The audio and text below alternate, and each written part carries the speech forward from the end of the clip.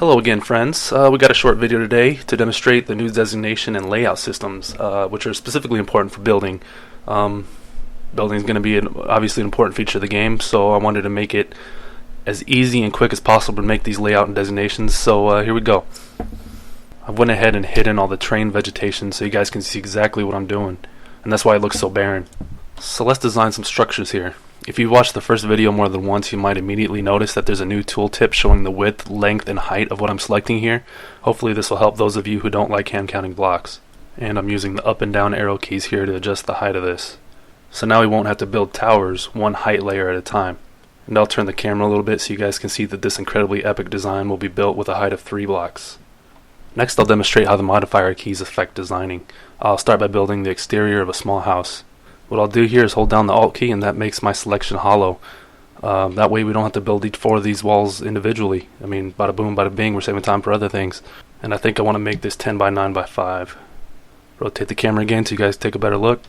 And that's not so bad, so let's move on to the next modifier key, which is Shift. If you're at all familiar with Photoshop, this might come naturally to you, but what the Shift key will do is allow me to create a line. No matter how far my cursor is, the Shift key will essentially limit the thickness of the designation to a single voxel line in the X and Y axis. This will obviously help with laying out walls, especially while your camera is zoomed really far out.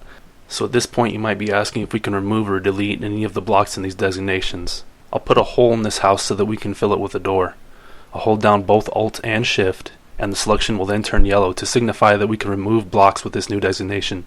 If I remember correctly, the door structure I have in right now is 3 blocks in width by 3 blocks in height, so I'll cut that out from the front wall of this house.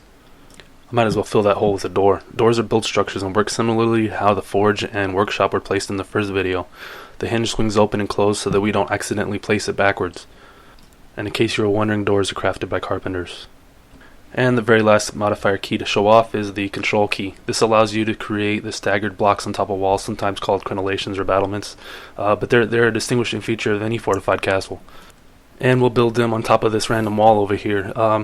It's an intimidating wall, to be sure, and quite effective. You probably noticed that I haven't been attacked at all during this video, and I attribute that 100% to the obviously impenetrable quality of this wall.